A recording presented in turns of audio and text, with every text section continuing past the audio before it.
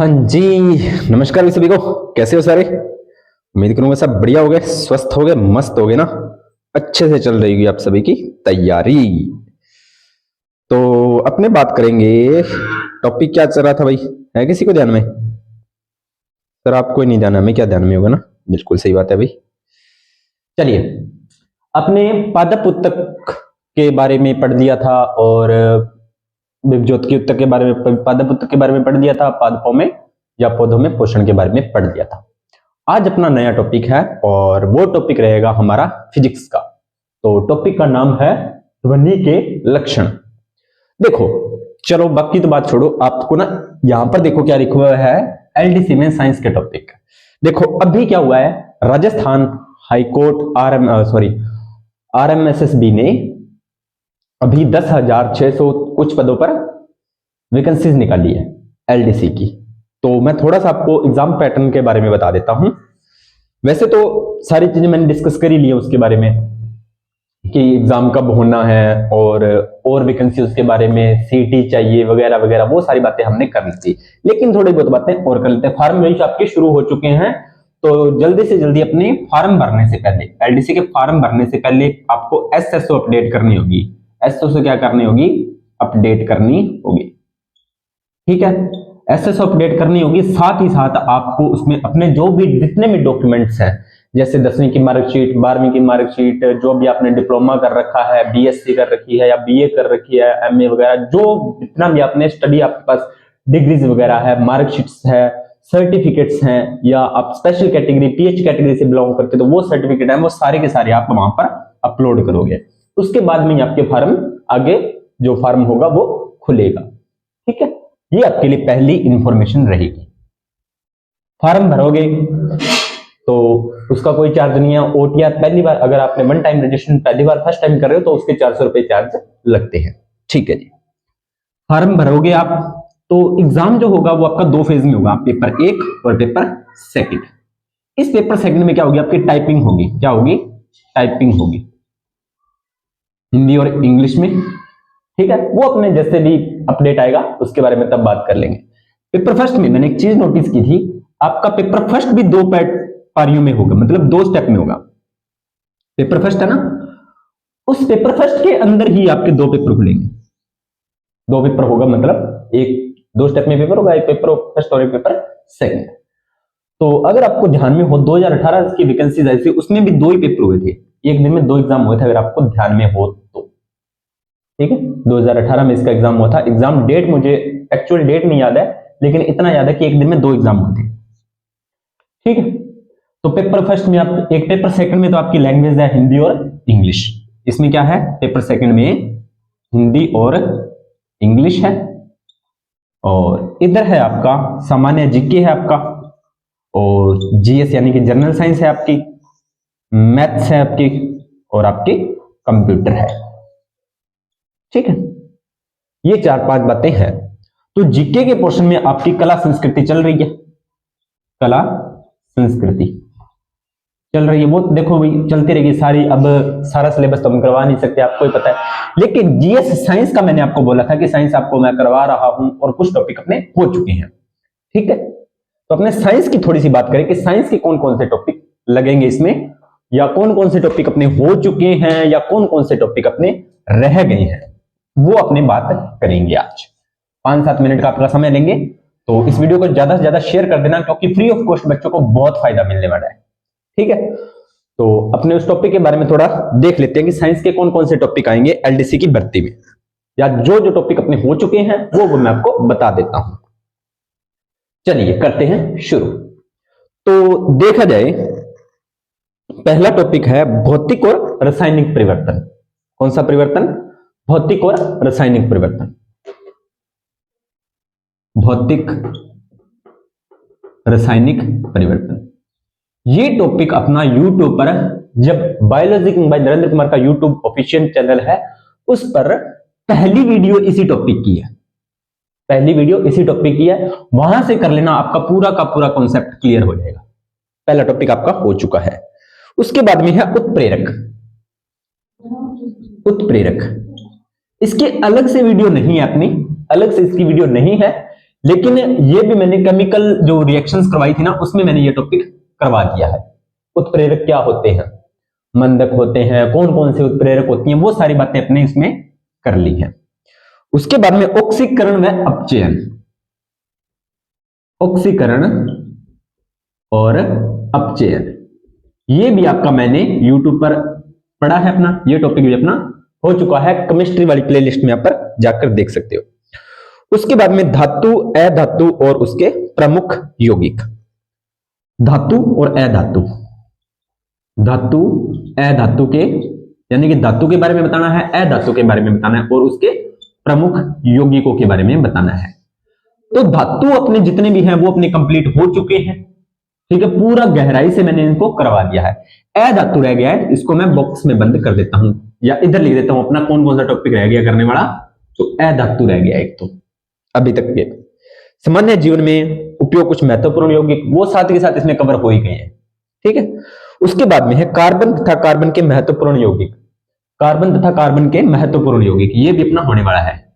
महत्वपूर्ण यौगिक किसके बारे में बात कर रहा है, जैसे हीरा, ग्रेफाइट और फुलरिन की यहां पर वो बात कर रहा है, तो ये अपने होने वाले हैं। वैसे देखा जाए तो जब मैंने आपको कार्बन करवाया था तो उसमें भी अपने हीरा, फुलरिन और ग्रेफाइट के बारे में हो चुका है, लेकिन अपने दोबारा कर लेंगे इसको, कोई बात नहीं है। कार्बन के अपरूप हीरा, ग्रेफाइट, ठीक है। और उसके बाद में अपना है बहुलक, CNG, कार्बन के अपरूप। उसके बाद में क्लोरोफ्लोरोकार्बन, फ्रियोन, ये इसके यौगिक है, ये अपने करने वाले हैं। बहुलक ये भी अपना करने वाला है, बहुलक। और उसके बाद में साबुन और अपमार्जक, साबुन अपमार्जक, ये वैसे अपना हो चुका है साबुन और अपमार्जक, जिसमें मैंने साबुन के बारे में बताया है, अपमार्जक के बारे में बताया, मिसेल कैसे बनती है, वो सारी बातें मैंने यहां पर कर दी हैं, ठीक है। ये टॉपिक अपना हो चुका है साबुन और अपमार्जक। इसके बाद में अगला टॉपिक है अपना प्रकाश का परावर्तन, प्रकाश का परावर्तन यानी कि लाइट, पूरा प्रकाश, ये चैप्टर भी अपना हो चुका है, ठीक है। लाइट के बाद में देखें तो वर्ण विक्षेपण हो गया, प्रकाश का परावर्तन हो गया, ये सारा आपने कर लिया है। अपना टॉपिक रहता है लेंस और नेत्र, लेंस और नेत्र, ये अपना रहता है, यूट्यूब पर देख लेते हैं। उसके बाद में विद्युत धारा पूरा का पूरा भी पड़ा है, करवाऊंगा, टेंशन मत लेना। विद्युत धारा, विद्युत मोटर, ये सारा अपना पूरा का पूरा पड़ा है। अंतरिक्ष प्रौद्योगिकी कंप्लीट है अपना, अंतरिक्ष प्रौद्योगिकी प्लेलिस्ट पड़ी है, अंतरिक्ष प्रौद्योगिकी, ठीक है। और रक्षा प्रौद्योगिकी, ये दोनों अपने इसकी कंप्लीट प्लेलिस्ट पड़ी है। तो ये टॉपिक आपका पूरा का पूरा क्लियर है। अनुवांशिकी के संबंधित शब्दावली यानी कि अनुवांशिकी आपका कंप्लीट हो चुका है। अनुवांशिकी जिसमें हमने मेंडल के नियम के पढ़ लिए, ठीक है, गुणसूत्र की संरचना पढ़ ली, न्यूक्लिक अम्ल पढ़ लिया, और प्रोटीन संश्लेषण का केंद्रीय सिद्धांत, ये अपना करने वाला है। प्रोटीन संश्लेषण का केंद्रीय सिद्धांत यानी कि प्रोटीन संश्लेषण का केंद्रीय सिद्धांत, इसमें वो आता है डीएनए से mRNA, आरएनए से प्रोटीन, वो बात करनी है इसमें, ठीक है, करेंगे, कोई दिक्कत नहीं है भाई। मनुष्य में लिंग निर्धारण हो चुका है। पर्यावरण अध्ययन, परिस्थितिकी, ये अपना पूरा का पूरा पड़ा है, ठीक है। जैव प्रौद्योगिकी भी पड़ा है, करवाने वाला, करवाएंगे, टेंशन नहीं है भाई, ठीक है। तो लिख लेते हैं पारिस्थितिकी, पारिस्थितिकी और पर्यावरण अध्ययन और जैव प्रौद्योगिकी, ये भी अपने अभी देख लो, इतने टॉपिक पड़े हैं अभी करने वाले, ठीक है। तो घबराना नहीं है, करवाएंगे, कोई दिक्कत नहीं है। उसके बाद में भू रासायनिक चक्कर, जिसमें अपने नाइट्रोजन चक्कर के बारे में पढ़ ही लिया है। पादपों का आर्थिक महत्व, पादपों के बारे में हमने अध्ययन कर लिया है, कोई दिक्कत नहीं है। रक्त समूह के बारे में हमने पढ़ लिया, रक्त ध्यान के बारे में कर लिया, RH फैक्टर के बारे में पढ़ लिया, मानव रोग के बारे में हमने पढ़ लिया। यहां पर लगभग अपनी 60% साइंस हो चुकी है, और ये कुछ टॉपिक बचे हैं, जैसे अधातु बच गया, कार्बन के अपरूप के बारे में करवा चुका हूं, लेकिन फिर भी बता दूंगा। बहुलक छोटा सा टॉपिक हो जाएगा, लेंस वाला भी हो जाएगा, कोई दिक्कत नहीं है। विद्युत धारा वाला थोड़ा टाइम लेगा। उसके बाद में प्रोटीन संश्लेषण है, करवा देंगे। परिस्थितिकी भी अभी 1-2 दिन में हो ही जाएगा। पर्यावरण अध्ययन और जैव प्रौद्योगिकी, इस पर थोड़ा सा अपने फोकस कर लेंगे। लगभग ये आपके 1 महीने में आपको ये टॉपिक सारे मिल जाएंगे। तो पहले आप ये सारे टॉपिक अपने प्लेलिस्ट में से बताइए, और मैं इसकी अलग से प्लेलिस्ट बना दूंगा, जिसमें मैं ये सारी की सारी वीडियो प्लेलिस्ट में डाल दूंगा। देखो, टॉपिक के नाम अलग हो सकते हैं, मैं आपको पहले बता देता हूं, कई बार क्या होता है, आप बोलोगे सर हम उत्प्रेरक सर्च करेंगे तो हमें आपकी वीडियो नहीं मिलेगी। हो सकता है उत्प्रेरक को मैंने किसी दूसरी वीडियो में समझाया हो, तो मैं वो वीडियो डायरेक्ट डाल दूंगा, ठीक है। मतलब पूरी मैं आपको प्लेलिस्ट तैयार करके दे दूंगा, ये सारी की सारी वीडियो मैं उस प्लेलिस्ट में डाल दूंगा, और जो बचे हुए टॉपिक है वो उस प्लेलिस्ट में डाल दूंगा जैसे ये टॉपिक अपने कंप्लीट होंगे, ठीक है। तो अपनी तैयारी को देखो बेबी, एग्जाम का पैटर्न है, एग्जाम की भारी वैकेंसीज आ रही है ना, एक मिनट, भारी एग्जाम की वैकेंसीज आ रही हैं, ठीक है। तो ये चीज अपने करनी पड़ेगी, कोई ऑप्शन नहीं है, ठीक है, कोई इलाज नहीं है, पढ़ना तो पड़ेगा। तो इसमें किसी को कोई डाउट हो तो मुझे बता देना, मैं आपके सारे कंसेप्ट हैं वो सारे के सारे आपके क्लियर कर दूंगा, ठीक है। तो अपने करते हैं शुरू अपना टॉपिक। तो आज नया टॉपिक है, और नया टॉपिक है तो नई एनर्जी के साथ इसे अपने पढ़ेंगे। चलिए करते हैं शुरू। ज्यादा मुश्किल नहीं है, पर चीजें कंसेप्चुअल हैं, मुश्किल कुछ भी नहीं है, आसान भी कुछ नहीं है और मुश्किल भी कुछ नहीं है, चीजें कंसेप्चुअल है। तो करते हैं शुरू की। सर क्या कहना चाहते हो आप इस तथ्य से? चलिए करते हैं शुरू। ध्वनि के लक्षण। देखिए ध्वनि के लक्षण होते हैं, एक तो ध्वनि की होती है तीव्रता, एक होता है तारतव और एक होता है गुणता। तीव्रता, तारतव और गुणता, ध्यान से सुनना, कोई परेशानी वाली बात नहीं है। पहला क्वेश्चन तो आपका यही बनता है, इसमें से कोई तीनों ऑप्शन दे देगा और इसमें से कोई एक ऑप्शन और डाल देगा और पूछ लेगा निम्न में से ध्वनि के लक्षण नहीं है, तो जो आपका चौथा ऑप्शन होगा वो आपका नहीं है में आ जाएगा। या इन तीनों में से कोई एक डाल देगा और पूछ लेगा निम्न में से ध्वनि के लक्षण है। इस तरह से क्वेश्चन बन सकता है। पहला क्वेश्चन ये बन गया। अब अपने बात करते हैं, पहला है तीव्रता। किसकी? तीव्रता की। किसकी? तीव्रता की। चलिए करते हैं शुरू की तीव्रता क्या होती है। तीव्रता के कारण हमें जो ध्वनि होती है वो धीमी या तेज सुनाई देती है। या तो ध्वनि हमें धीमी सुनाई देती है और या तेज सुनाई देती है। या तो हमें ध्वनि होती है वो धीमी सुनाई देती है या तेज सुनाई देती है। चलिए करते हैं शुरू। यह जो तीव्रता है यह एक भौतिक राशि है। क्या है? एक भौतिक राशि है। क्या है? एक भौतिक राशि है। क्लियर? चलिए माध्यम के, अब तीव्रता को समझाना चाह रहा है कि तीव्रता है क्या, तो आप परिभाषा लिख ले साथ के साथ या स्क्रीनशॉट ले लो पहले इसका। एक मिनट आप स्क्रीनशॉट लो, मैं आपके लिए कुछ प्रैक्टिकल के लिए कुछ वस्तुएं लेकर आता हूं।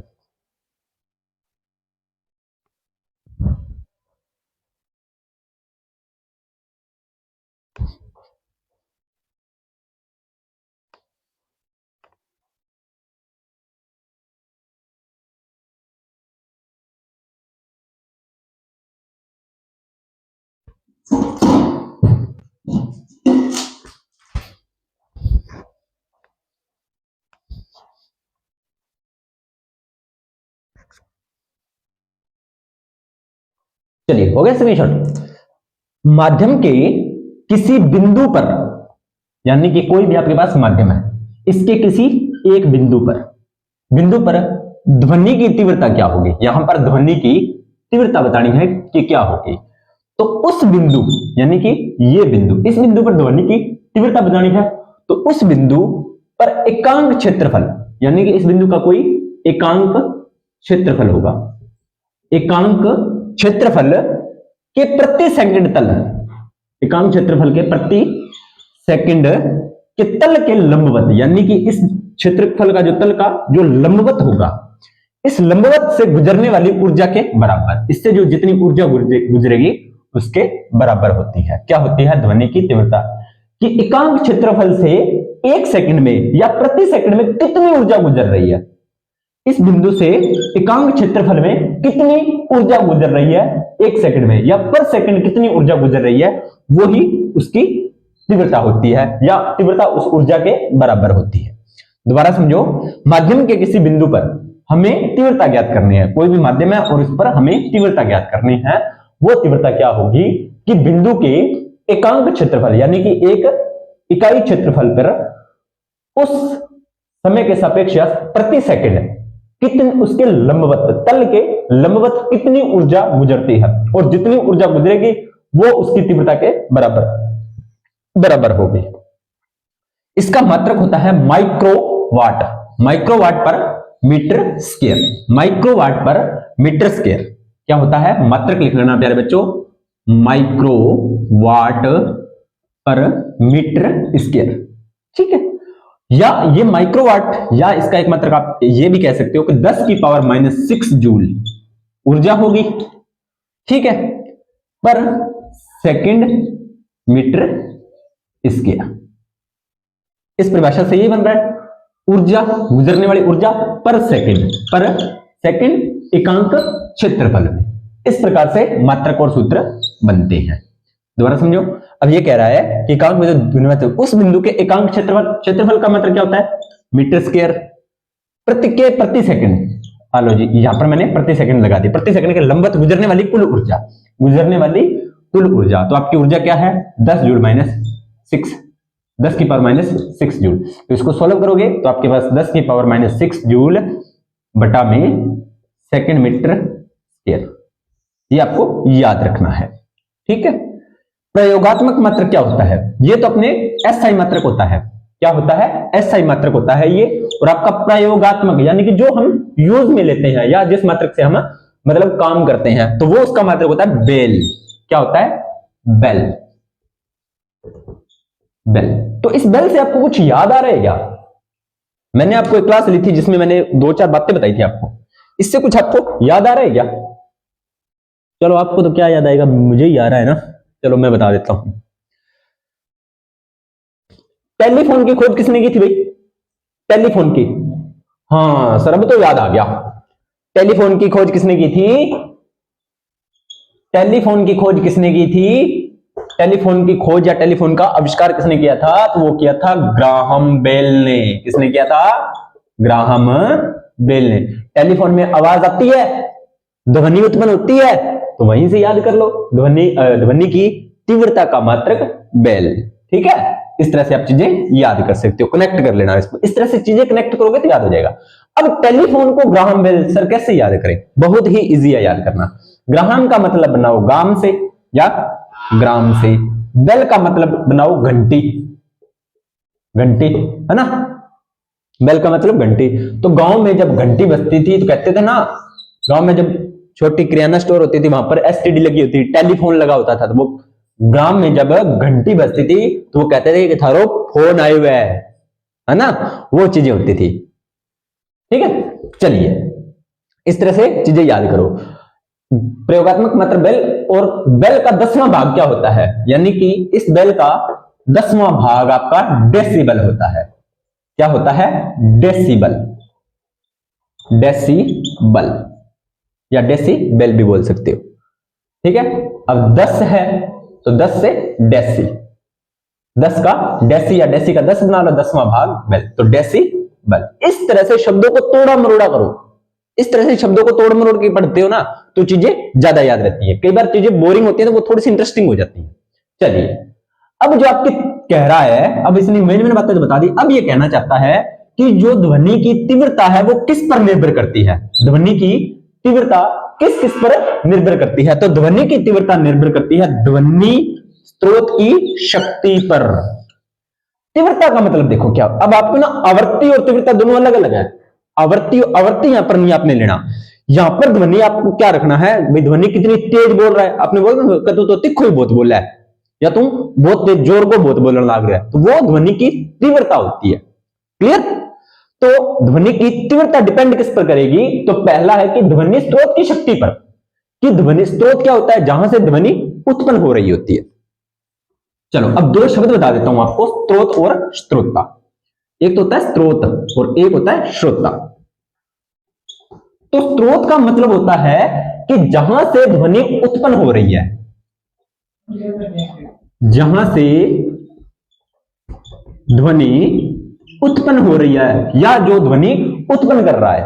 और श्रोता क्या होता है? जो ध्वनि को सुन रहा है, जो ध्वनि को सुन रहा है या जिसे ध्वनि सुनाई दे रही है, ठीक है। तो अब जो ध्वनि की तीव्रता होगी वो किस पर निर्भर करेगी? स्रोत की शक्ति पर। अगर स्रोत कमजोर है तो ध्वनि की तीव्रता कम, और अगर स्रोत क्या है, ज्यादा शक्तिशाली है तो तीव्रता ज्यादा। क्लियर? अगली लाइन क्या है? स्रोत व श्रोता के बीच की दूरी पर, स्रोत व श्रोता के बीच की दूरी पर भी इसकी तीव्रता निर्भर करती है। कैसे समझते हैं इस बात को? तीव्रता भी किस पर डिपेंड करेगी? दूरी पर भी डिपेंड करेगी। अब ये मान लीजिए मैं हूं या आप हो, कोई भी है, ठीक है। अब बाहर कुछ लोग बोल रहे हैं या कुछ लोग बाहर बातें कर रहे हैं, तो मुझे वो सुनाई थोड़ी थोड़ी दे रही है ना। वो लोग बैठे हैं लगभग यहां पर, वो बातें कर रहे हैं, वो मेरे कानों में पड़ रही है, क्लियर। लेकिन वहां से कुछ दूर यानी कि अब मेरे घर से जो सड़क है वो लगभग 1 किलोमीटर दूर है, लगभग 1 किलोमीटर दूर है। तो इस सड़क पर भी तो व्हीकल जा रहे हैं, इस सड़क पर भी तो व्हीकल जा रहे हैं, तो वो व्हीकल की मुझे ध्वनि सुनाई नहीं दे रही या बहुत कम मात्रा में दे रही है, सपोज करो नहीं दे रही। अब ये ध्वनि मुझे नहीं दे रही, लेकिन ये मुझे सुनाई दे रहे हैं। हालांकि अगर मैं इस सड़क के पास चला जाऊं, ये ध्वनि मुझे तेज सुनाई देगी इनके मुकाबले, क्योंकि व्हीकल्स की ध्वनि तो ज्यादा होती है, तीव्रता उनकी ज्यादा होती है। लेकिन यहां पर यह ध्वनि ने जब चलना शुरू किया तो इसकी तीव्रता ज्यादा थी, फिर जैसे जैसे इसने मेरे पास पहुंची तो इसकी तीव्रता न के बराबर होगी, इसलिए मुझे यह ध्वनि सुनाई नहीं देती।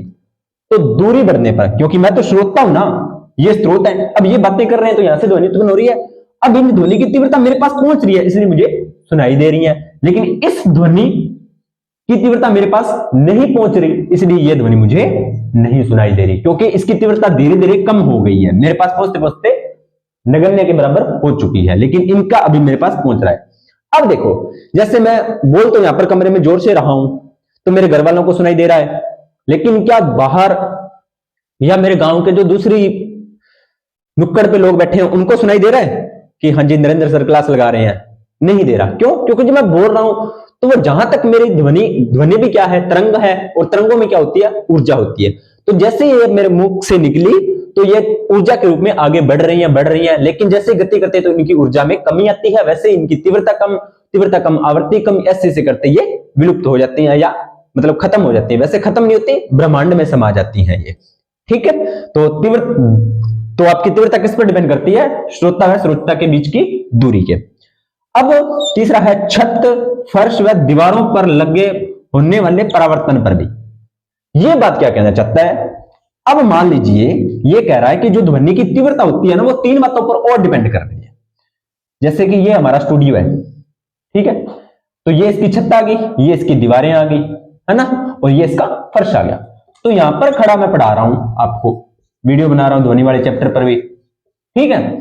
तो जो मेरी वॉइस है वो यहां पर भी टकरा रही है, यहां पर भी टकरा रही है, यहां पर भी टकरा रही है, यहां पर भी टकरा रही है, टकराकर ये इसका परावर्तन भी तो हो रहा है। आपको पता है ध्वनि तरंगों का परावर्तन भी होता है, ठीक है, तो वो परावर्तन पर भी डिपेंड करती है, ठीक है। ये बात आपको ध्यान में रखनी है। चलिए जी आगे बात करते हैं। अब ये कुछ ध्वनि को बातें बताता है, भी ध्वनि को आप कैसे कैसे, तीव्रता को आप कैसे कैसे डिफाइन कर सकते हो, तो वो आपको नोट डाउन करनी है, जो आपको आगे काम देगी। चलिए करते हैं शुरू। पहली बात क्या कहता है कि यदि ध्वनि स्रोत को बिंदु स्रोत मान लिया जाए, यानी कि कोई भी ध्वनि स्रोत है तो इसको अपने बिंदु स्रोत मान लिया, बिंदु स्रोत माना जाए, अवशोषण व परावर्तन को नगण्य माना जाए। अवशोषण और परावर्तन, अवशोषण व परावर्तन तो आपको समझ में आ गया कि सर ध्वनि तरंगे, जैसे यहां पर मैं बोल रहा हूं तो ये ध्वनि तरंगे यहां पर टकरा रही हैं, तो ये इसका क्या हो गया, परावर्तन हो गया। लेकिन अवशोषण का मतलब क्या होता है? इस तरंग का कुछ भाग अवशोषित हो गया इस दीवार ने, यानी कि ध्वनि तरंगों का कुछ भाग इस दीवार ने अवशोषित कर लिया, तो इसकी तीव्रता में कमी आई। लेकिन इसने बोल दिया कि इन दोनों को एक बार आप क्या करो, नगण्य मान लो, यानी कि इन दोनों को आप एक बार मान लो नगण्य है, नगण्य मान लो, ठीक है। अवशोषण व परावर्तन को नगण्य माना जाए तो ध्वनि की तीव्रता क्या होगी? तो ध्वनि की तीव्रता क्या होगी? तो ध्वनि की तीव्रता स्रोत से दूरी के वर्ग के व्युत्क्रमानुपाती होती है। यानी कि ये आपका स्रोत है, यहां पर आप मान लीजिए ध्वनि सुन रहे हो, यानी कि ध्वनि आप तक यहां तक पहुंच रही है। अब मानना क्या है कि अवशोषण और परावर्तन को आपने नगण्य मान लिया है, तो ये जो आपकी तीव्रता है वो किसके बराबर होगी?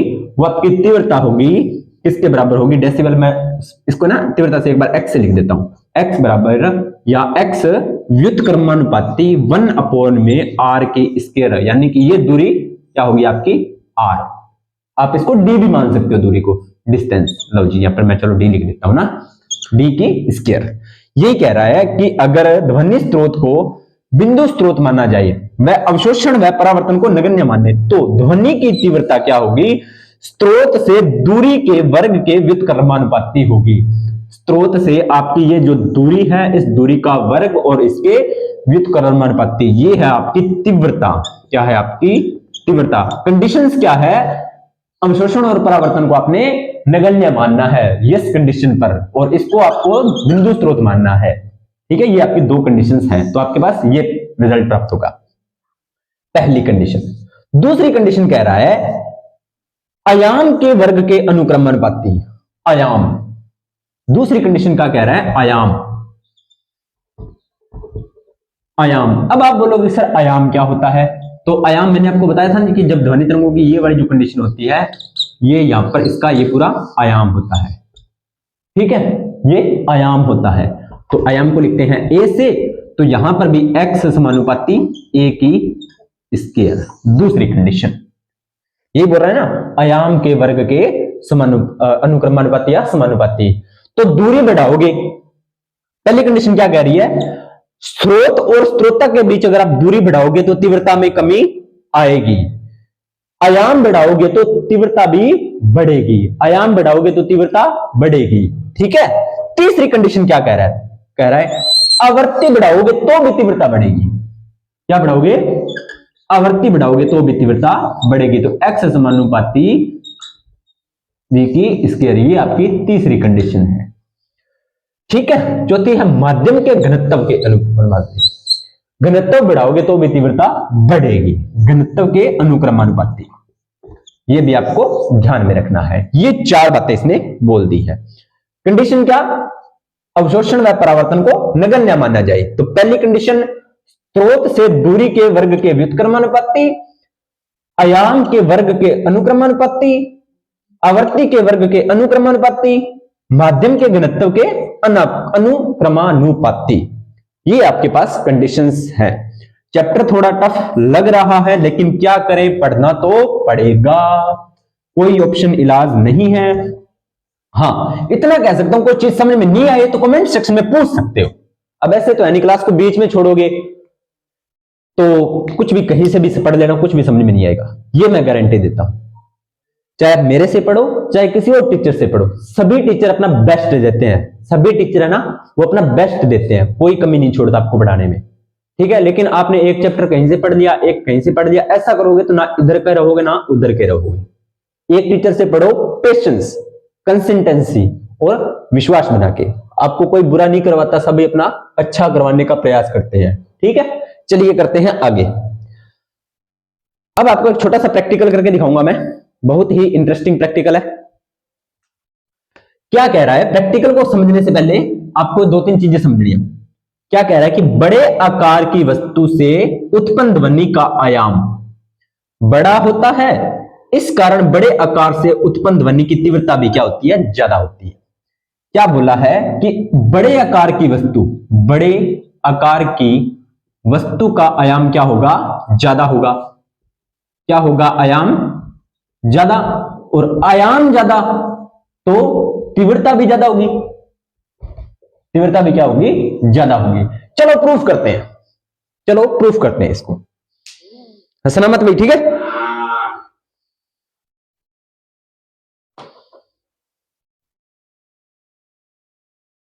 ये है कटोरी और ये है मार्कर। चलो इसको ना थोड़ा प्रूफ करने का प्रयास करते हैं। इस किस्से में ध्वनि उत्पन्न कर रहा हूं, ये आकार में, इसका आकार देख लो आप एक बार, ठीक है। इससे ध्वनि उत्पन्न हुई है, इसको एक बार और नोटिस करो, इससे क्या ध्वनि निकली है।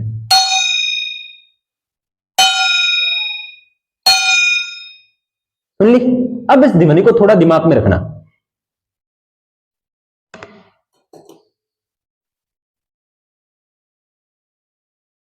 इसको देख लो, है ना, सुनो है। अब इसको ध्यान से देखो,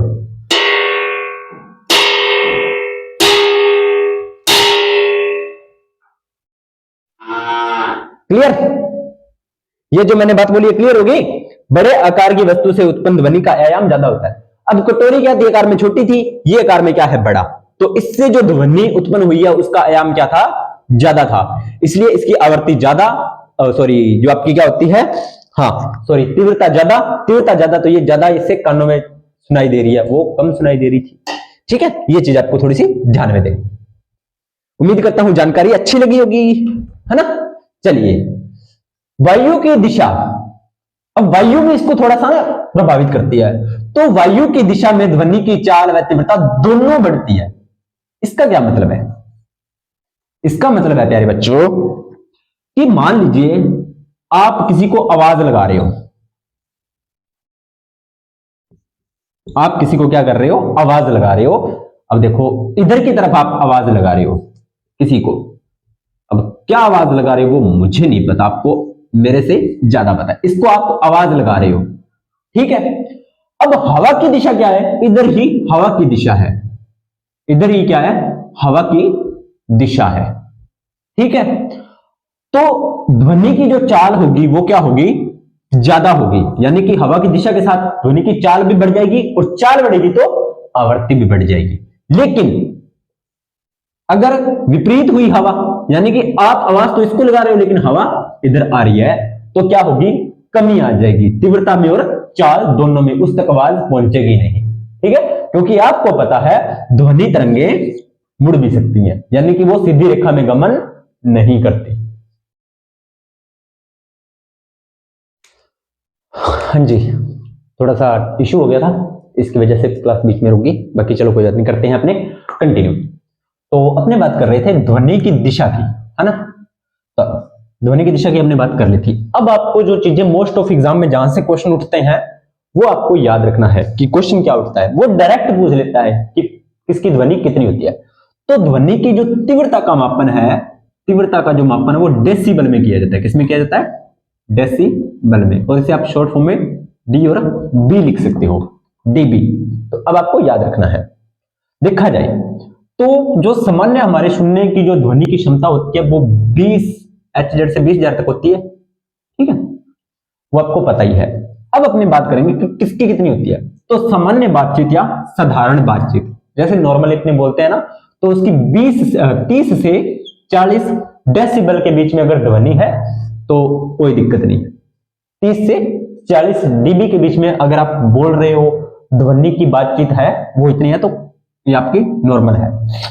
जोर से बातचीत, जोर से बातचीत तो वैसे हमने जोर से तो बातचीत नहीं करता, जोर से तो लड़ाई करते हैं ना, समझ रहे हो। जोर से बातचीत का मतलब होता है लड़ाई करते हैं अपने में से, लेकिन यहाँ पे जोर से बातचीत का मतलब आप समझ सकते हो कि जैसे कि जोर से बोलकर बात करते हैं, तो उसकी होती है 50 से 60 dB, 50 से 60 dB। नोट डाउन कर लेना, एग्जाम में पूछेगा।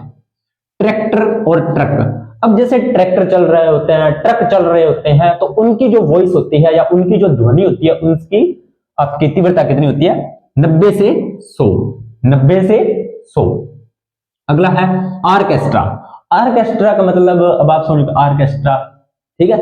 तो आर्केस्ट्रा का मतलब जैसे सॉन्ग वाले सिस्टम जो होते हैं वो टाइप, तो उसकी होती है लगभग 100 dB, ठीक है। और उससे जो बड़े सिस्टम होते हैं, आगे है विद्युत मोटर। विद्युत मोटर की होती है 110 dB। अब विद्युत मोटर अलग अलग टाइप के होते हैं, यहाँ पे बड़ी मोटर की बात की गई है, ठीक है, तो उसकी 110 dB। मोटरसाइकिल की होती है 110 dB, दोनों की सेम। विद्युत मोटर मोटरसाइकिल दोनों को कनेक्ट कर लो, विद्युत मोटर मोटरसाइकिल दोनों की 110 dB। सायरन, सायरन बजते हैं ना, कोई खतरनाक कंडीशन होती है तब सायरन बजते हैं, तो उसकी कितनी होती है, 110 से 120, 110 से 120। जेट विमान, जेट विमान जो उड़ते हैं उनकी 140 से 150, और मशीन गन की होती है 170, और मिसाइल की होती है 180। ये आपको डाटा याद रखना है, ठीक है। तो ये डाटा मैंने ल्यूसेंट की बुक से उठाया है, तो वहीं से आप भी याद कर सकते हो। चलिए आगे देखते हैं। WHO वर्ल्ड हेल्थ ऑर्गेनाइजेशन ने 2-4 बातें कही हैं, यहीं से भी क्वेश्चन आ सकता है, वो बातें आपको भी याद रखनी है। WHO ने कहा है कि 45 डेसिबल ध्वनि है मानव के लिए सही है। कितनी, 45 डेसिबल की जो ध्वनि अगर मानव सुन रहा है तो उसके लिए नॉर्मल है, उसके लिए वो पर्याप्त है। 75 डीबी से ऊपर मानव स्वास्थ्य के लिए हानिकारक है। अगर 75 डेसिबल से ध्वनि ऊपर हो जाए तो वो मानव स्वास्थ्य के लिए क्या होगी, हानिकारक होगी, यानी कि उसके स्वास्थ्य पर वो प्रभावित करेगी, उसके स्वास्थ्य पर प्रभाव डालेगी, उसको प्रभाव करेगी। ठीक है, ये वैसे नहीं है आप एक बार सुनोगे तो प्रभाव कर देगी, लेकिन आप उसको रेगुलरली उसके टच में रहोगे तो वो प्रभाव करेगी। 130 डीबी तक की ध्वनि को मानव सुन सकता है। देखो यहां पर कितना का है, 45 के लिए तो सामान्य है, कोई दिक्कत नहीं है। 75 पर वो उसके स्वास्थ्य को खराब करेगी, लेकिन फिर भी वो 130 तक सुन सकता है, यानी कि अगर 130 डीबी की तीव्रता वाली आपको ध्वनि सुनाई जाए, आप सुन तो लोगे लेकिन उसके बाद आप बहरे हो जाओगे। ठीक है, तो 85 डीबी तक बहरा भी हो सकता है। अगर 85 डीबी की आप लगातार सुनते हो तो भी बहरे हो सकते हो, और अगर आपने 150 डीबी तक सुन ली तो आप पागल भी हो सकते हो या हो जाते हो। तो याद रखना है 45 नॉर्मल, 75 हानिकारक, 130 तक मैक्सिमम आप सुन सकते हो, 85 पर आप बहरे हो सकते हो, और 150 तक आप पागल भी हो सकते हो। क्लियर, ये बातें आपको याद रखनी है। यहां पर अपनी ध्वनि की तीव्रता होती है कंप्लीट। चलो मैं इसको ना रफ करता हूं ताकि आपको आगे चीजें और बता सकूं। अब जो अपने शुरू करने वाले हैं आप उसका स्क्रीनशॉट ले लो पहले, ताकि आपको फिर बाद में नोट्स बनाने में आसानी हो।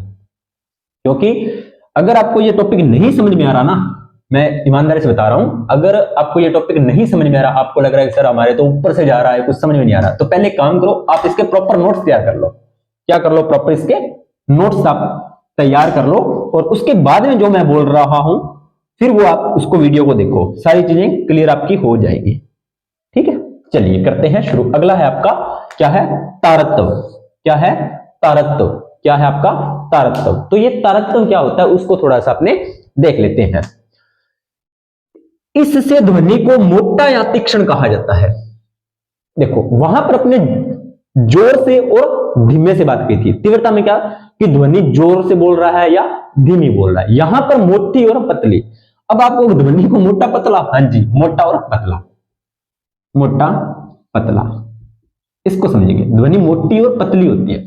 पतली का मतलब यहां पर तीखी से है।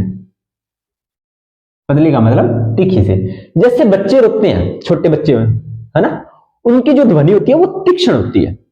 और जो महिलाएं होती हैं उनकी ध्वनि भी जैसे अपने बोलते हैं ना, उनकी आवाज सुरीली होती है या उनकी आवाज पतली होती है। तो वो समझ में आ गया। अब हमारी पुरुषों की आवाज भारी होती है, महिलाओं की आवाज पतली। तो यहां पर भारी और पतली वो डिपेंड करता है तारतव पर। ठीक है, यहां पर धीमा, एक तो धीमा, अब देखो समझो आवर्त जो आपकी तीव्रता है, जैसे मैं बोल रहा हूं आपको सुनाई दे रहा है क्या, तो ये मैंने धीमे बोला। आपको सुनाई दे रहा है क्या, ये मैंने जोर से बोला। वो तो होगी आपकी तीव्रता। लेकिन अब मैं यहां पे बोल रहा हूं, चाहे मैं धीमे बोलूं चाहे मैं तेज बोलूं, तारतव तो मेरा वही रहेगा। ठीक है, तारतव पर कोई प्रभाव नहीं पड़ेगा। लेकिन यहीं आकर कोई महिला या कोई बच्चा बोले तो उनकी वॉइस में फर्क होगा ना, मेरी और उनकी वॉइस में, तो वो हो गया आपका तारतव। ये कहना चाहता है कि इससे ध्वनि को मोटा या तीक्ष्ण माना जाता है। आवृत्ति पर निर्भर करता भी और नहीं भी करता, दोनों ही बात है। ठीक है, लेकिन मेनली ये आवृत्ति पर निर्भर नहीं करता। आवृत्ति बढ़ने पर तारतव बढ़ता है। देखा जाए तो आवृत्ति बढ़ने पर तारतव बढ़ता है। ध्वनि, अब जैसे ही तारतव बढ़ेगा, मैंने आपको आवृत्ति यहां पर इंक्लूड मत करना। अब आपको समझने वाली बात है, तारतव बढ़ा, तारतव क्या हुआ आपका, बढ़ा, तो ध्वनि क्या हो जाएगी, तीक्ष्ण या पतली, तीक्ष्ण या पतली हो जाएगी। किसमें होती है तीक्ष्ण या पतली, महिलाओं में, बच्चों में। छोटे बच्चे होते हैं ना, जो छोटे नवजात शिशु होते हैं वो, तो ध्वनि तीक्ष्ण व पतली, तारतव बढ़ा तो ध्वनि तीक्ष्ण व पतली। ठीक है, एग्जाम्पल बच्चों व स्त्रियों की पतली आवाज। पुरुषों में तारतव क्या होता है, कम। पुरुषों में क्या होता है, तारतव कम होता है। पुरुष में तारतव क्या होता है, कम होता है। आवाज उनकी मोटी व भारी होती है। आवाज क्या होती है, मोटी और भारी होती है। चिड़ियों की आवाज मध्यम, जो आपके चिड़ियों की आवाज होगी, मच्छरों की भनभनाहट होगी, उनकी जो तारतव होता है वो अधिक होता है। ये बात आपको याद रखनी है। तारतव अधिक तो तितलियों की आवाज कितनी होती है, ऐसे चिन्नी चिन्नी सी बोलती हैं। ठीक है, और मक्खर, जो आपके मच्छर होते हैं वो कान के पास में कैसे भिनभिनाहट करते हैं, तो वो उनका तारतव क्या होता है, अधिक होता है। इस वजह से उनकी आवाज जो होती है वो तीखी होती है। आवाज क्या होती है, उनकी आवाज तीखी होती है, ध्यान से महसूस करना कभी ये चीजें। अब ये जो आपका ध्वनि वाला टॉपिक है ना, ये महसूस करने पे है, रट्टा मारने वाला नहीं है। मैं पहले बता देता हूं, रट्टा मारने वाला नहीं है, महसूस करने वाली चीजें हैं ये।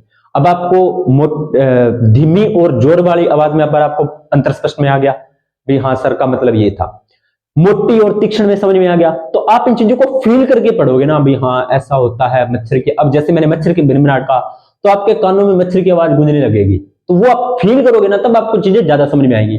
रट्टा मारने से क्वेश्चन से ही हो जाएंगे, लेकिन ये कंसेप्ट नहीं क्लियर होते, और कोई प्रॉब्लम नहीं है, इसलिए मैं आपको थोड़ा सा बता रहा हूं। ठीक है, आगे कह रहा है ध्वनि के तारतम्य का ध्वनि की तीव्रता से कोई संबंध नहीं होता, बिल्कुल नहीं होता भाई। अधिक प्रबल ध्वनि का तारतम्य कम, यानी कि प्रबल ध्वनि का क्या होता है, तारतम्य कम होता है, और या कुछ भी हो सकता है, यानी कि कम भी हो सकता है और ज्यादा। एग्जांपल इसने दे दिया, शेर की दहाड़ प्रबल ध्वनि है, प्रबल ध्वनि है तो तारतम्य बहुत कम, और मच्छर की भिनभिनाहट धीमी ध्वनि है तो तारतम्य अधिक। यहां पर आपको एक चीज निकल के आ रही है, अगर ध्वनि प्रबल है, ध्वनि क्या है प्रबल, तो तारतम्य होगा कम, ध्वनि क्या है धीमी, तो तारतम्य क्या होगा अधिक। यानी देखा जाए तो ये एक दूसरे के अपोजिट से लग रहे हैं, है ना।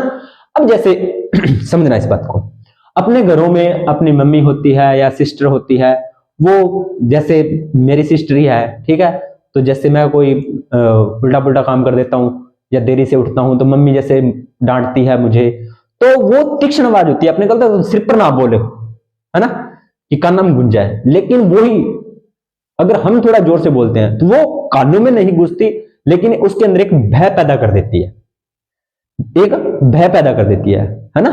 थोड़ा सा फील करने वाली चीजें हैं, ठीक है। मैं किसी को वो नहीं कह रहा कि हाँ ये ऐसे होता है, ये वो नहीं होता, बस वैसे बता रहा हूं नॉर्मली समझने के लिए। दूसरी बात, शेर दहाड़ रहा होता है तो वो हमारे कानों में नहीं गूंजती उसकी आवाज, ऐसे कानों में तिखी नहीं पड़ती, लेकिन भय पैदा करती है। वहीं मच्छर कान के पास में आके बोलता है तो ऐसे इरिटेट सा होते हैं ना अपने, वो चीज है। ठीक है, अगला यहां पर अपनी हो जाती है तारतम्य भी खत्म। चलिए अब है अपना अगला कॉन्सेप्ट, क्या वो देखते हैं। अगला कॉन्सेप्ट क्या है, वैसे तो इसकी 2 क्लासें बननी थी, फिर मैंने सोचा एक ही बना देते हैं, बच्चों को क्यों परेशान करें ना, एक क्लास में देख लेंगे। चलिए अगला छोटा सा जो आपका कंसेप्ट है वो है गुणता। 3 नियम पढ़े थे अपने, ध्वनि के 3 लक्षण देखे थे, तीव्रता, तारतम्य और गुणता। तीव्रता का मतलब समझ में आ गया और तारतम्य का मतलब भी आपको समझ में आ गया। अगला है, सॉरी भाई, अगला है आपका गुणता। इसका मतलब क्या है, अगर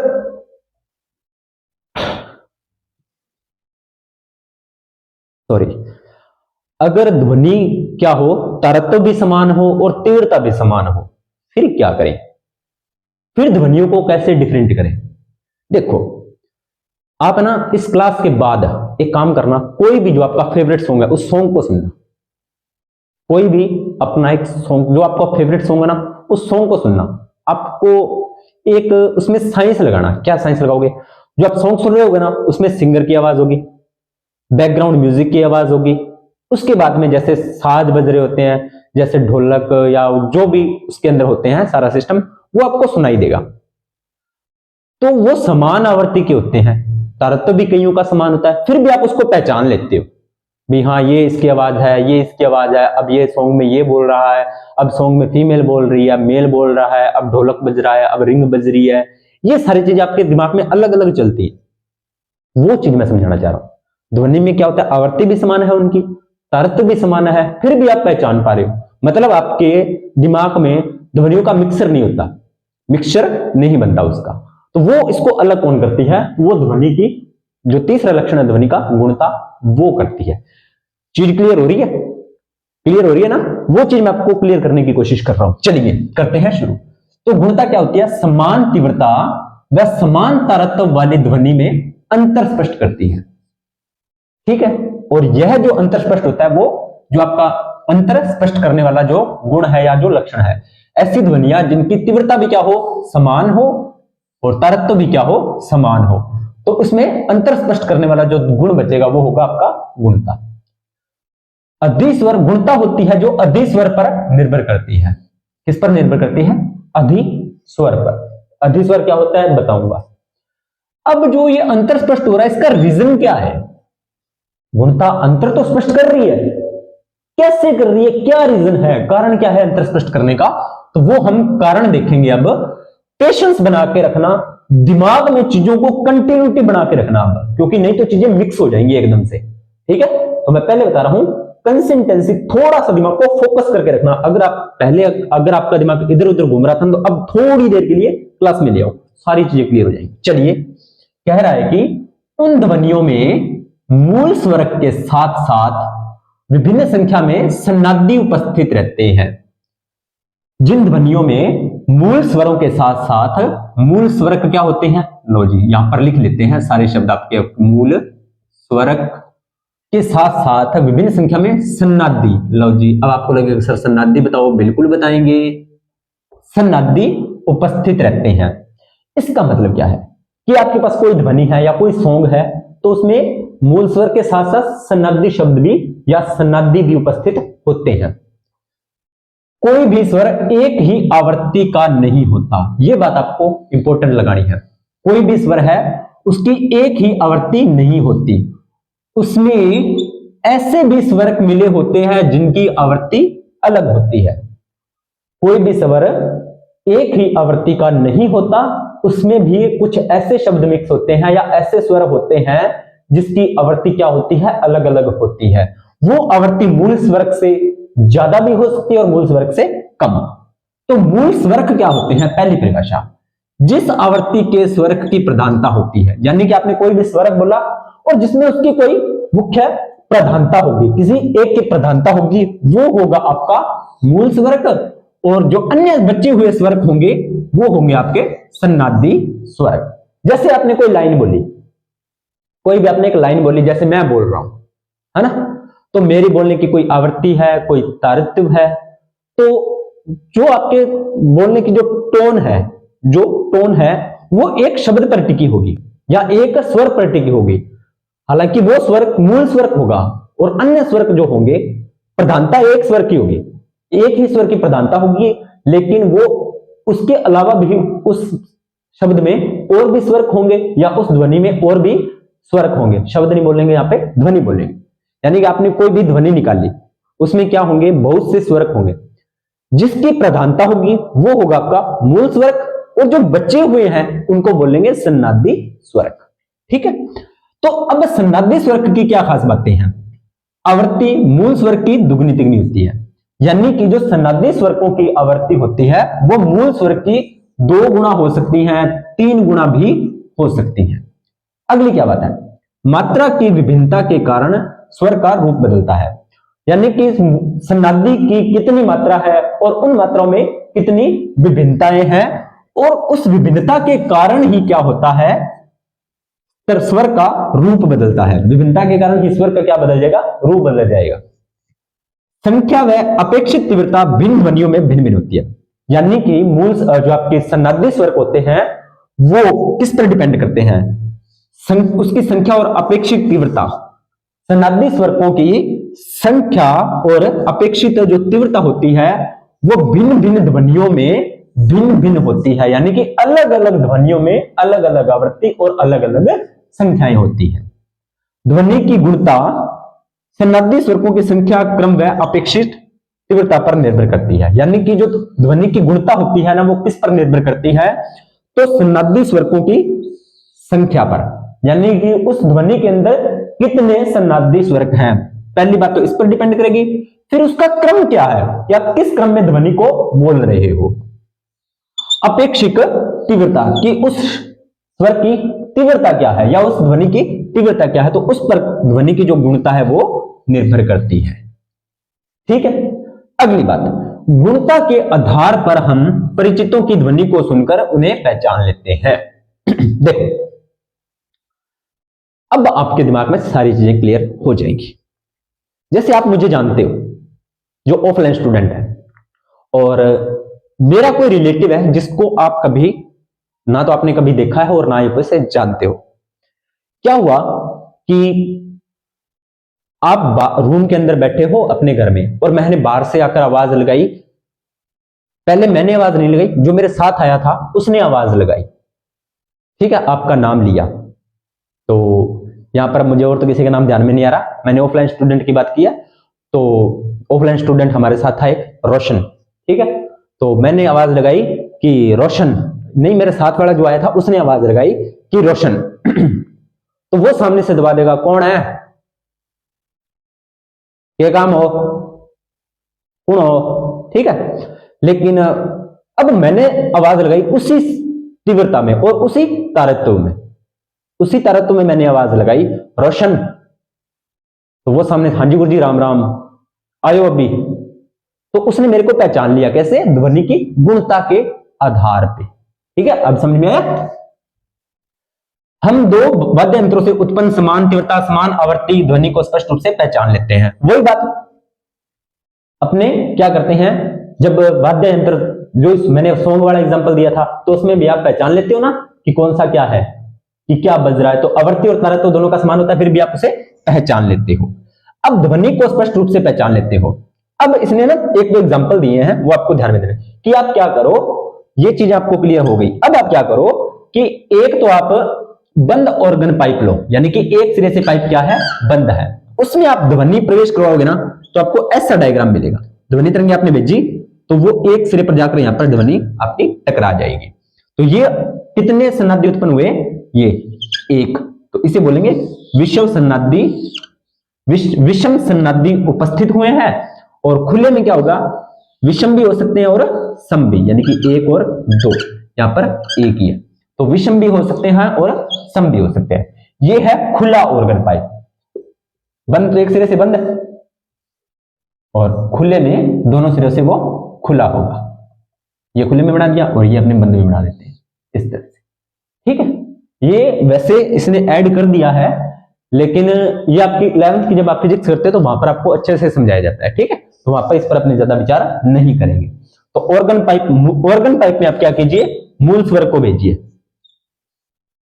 तो ऑर्गन पाइप है, मूल स्वर भेजा, गुणता अलग अलग है, बिल्कुल अलग अलग होगी।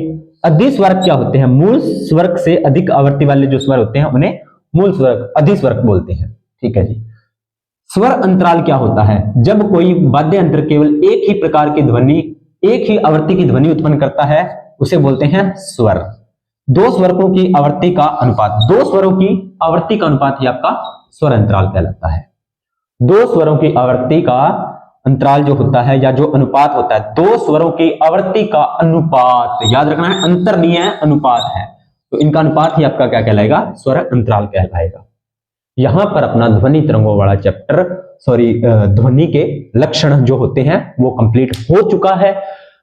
और इस क्लास को मैं पहले बता रहा हूं, आपको ये क्लास जिसने शुरू में देखा तो इंटरेस्टिंग लगी होगी, बीच में बोरिंग भी लगी होगी, पर भाई क्या करें, पढ़ना तो पड़ेगा, है ना। और रही बात इसको इंटरेस्टिंग बनाने के लिए, अब कई बच्चे कहेंगे डिजिटल बोर्ड पे ज्यादा समझ में आता है, बिल्कुल समझ में आता होगा, लेकिन हमारे पास नहीं है, तो हम उस पर नहीं बात करेंगे। जो हमारे पास है हम उसी में खुश हैं और उसी में आपको अच्छा कंटेंट दे रहे हैं, ठीक है। तो इस वीडियो को ज्यादा से ज्यादा लाइक करना, शेयर करना, कमेंट करना, सब्सक्राइब करवाना और करना। तो ज्यादा कुछ मत किया करो, एक दो सब्सक्राइब करवा देते हो तो उससे भी बहुत कुछ हो जाता है, बाकी आपकी मर्जी है, जो आपको सफिशिएंट लगे। हाँ इतना है, हम जब तक एग्जाम चल रहे हैं, जब तक एग्जाम होंगे, जब तक सांसें चल रही हैं, तब तक हम आपको पढ़ाएंगे, ठीक है। कोई दिक्कत नहीं है, हमें पढ़ाने में मजा आता है, हम पढ़ा रहे हैं, हम अपना काम कर रहे हैं, ठीक है। तो अपना जो अगला टॉपिक रहेगा वो रहेगा केमिस्ट्री का, इसका रसायन विज्ञान का। देखते हैं कौन सा टॉपिक करवाना है। सिलेबस का मैंने आपको बता दिया है एलडीसी से, एक दो दिन में आपको पूरी प्लेलिस्ट तैयार करके दे देंगे। हिंदी की भी अलग से प्लेलिस्ट दे देंगे, कल्चर की भी आपको अलग से प्लेलिस्ट दे देंगे, या तीनों की संपूर्ण प्लेलिस्ट आपको जैसे आप कहोगे उसकी अलग अलग आपको प्लेलिस्ट बनाकर हम आपको प्रोवाइड करवा देंगे।